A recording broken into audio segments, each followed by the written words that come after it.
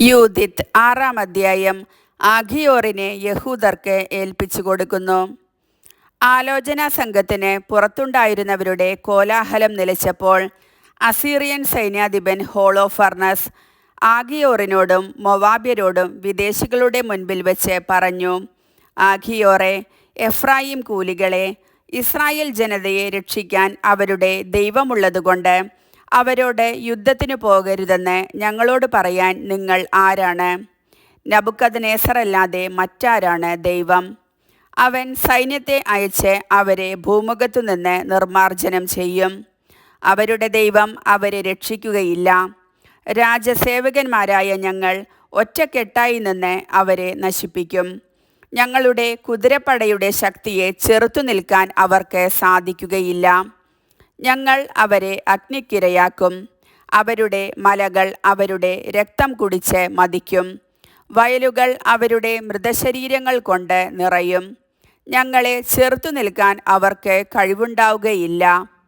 അവർ നിശ്ശേഷം നശിക്കും. ലോകം മുഴുവൻ്റെയും നാഥനായ നബുക്കദ്നേസർ രാജാവിൻ്റെ വചനമാണിത്. അവനാണ് സംസാരിക്കുന്നത്. അവൻ്റെ വാക്കുകൾ നിഷ്ഫലമാവുകയില്ല.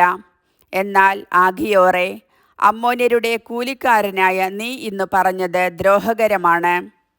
അതുകൊണ്ട് ഇന്നു മുതൽ ഈജിപ്തിൽ നിന്ന് പുറപ്പെട്ടു വന്ന ഈ വംശത്തിൻ്റെ മേൽ ഞാൻ പ്രതികാരം ചെയ്യുന്ന ദിനം വരെ നീ എൻ്റെ മുഖം ദർശിക്കുകയില്ല.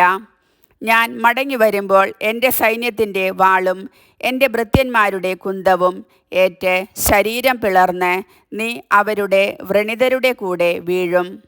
ഇപ്പോൾ എൻ്റെ അടിമകൾ നിന്നെ ആ മലമ്പ്രദേശത്ത് പാതകളുടെ സമീപമുള്ള നഗരങ്ങളിലൊന്നിൽ പാർപ്പിക്കാൻ പോവുകയാണ്. അവരോടൊപ്പം നശിക്കുന്നതുവരെ നീ മരിക്കുകയില്ല. അവർ പിടിക്കപ്പെടുകയില്ലെന്ന് സത്യമായും വിശ്വസിക്കുന്നെങ്കിൽ നീ മുഖം താഴ്ത്തിയിരിക്കുന്നതെന്തിന്? ഞാനാണ് പറഞ്ഞത്, എൻ്റെ വാക്കുകളിലൊന്നുപോലും പാഴാവുകയില്ല. അനന്തരം ആഖിയോറിനെ പിടിച്ചുകൊണ്ടുപോയി ബത്തൂലിയായിലെ ഇസ്രായേൽ ജനത്തെ ഏൽപ്പിക്കാൻ ഹോളോഫർണസ് പാളയത്തിൽ തൻ്റെ പരിചാരകരായ അടിമകളോട് ആജ്ഞാപിച്ചു. അവർ അവനെ പാളയത്തിൽ നിന്ന് സമതലത്തിലേക്ക് കൊണ്ടുപോയി.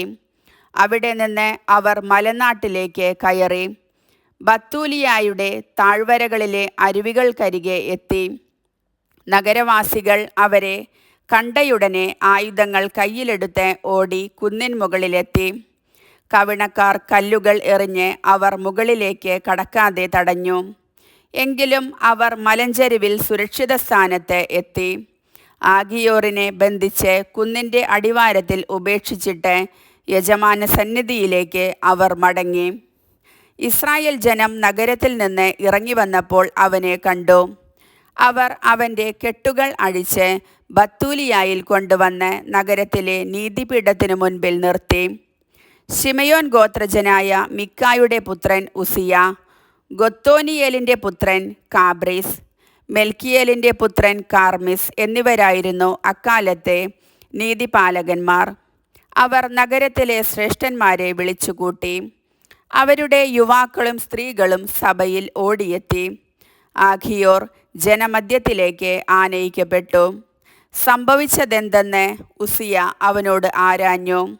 ഹോളോഫർണസിൻ്റെ സദസ്സിൽ നടന്നതും അസീറിയൻ നേതാക്കന്മാരുടെ മുൻപിൽ താൻ പറഞ്ഞതും ഇസ്രായേൽ ഭവനത്തിനെതിരെ അങ്ങേയറ്റം ധിക്കാരത്തോടെ ഹോളോഫർണസ് ജൽപ്പിച്ചതുമായ കാര്യങ്ങൾ അവൻ വെളിപ്പെടുത്തി.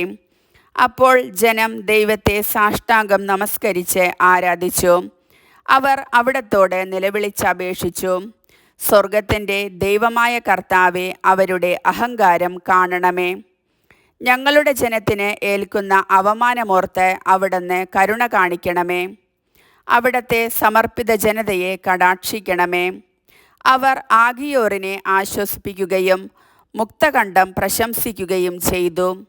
ഉസിയ അവനെ സദസ്സിൽ നിന്ന് തൻ്റെ ഭവനത്തിലേക്ക് കൊണ്ടുപോവുകയും ശ്രേഷ്ഠന്മാർക്ക് ഒരു വിരുന്നു നൽകുകയും ചെയ്തു.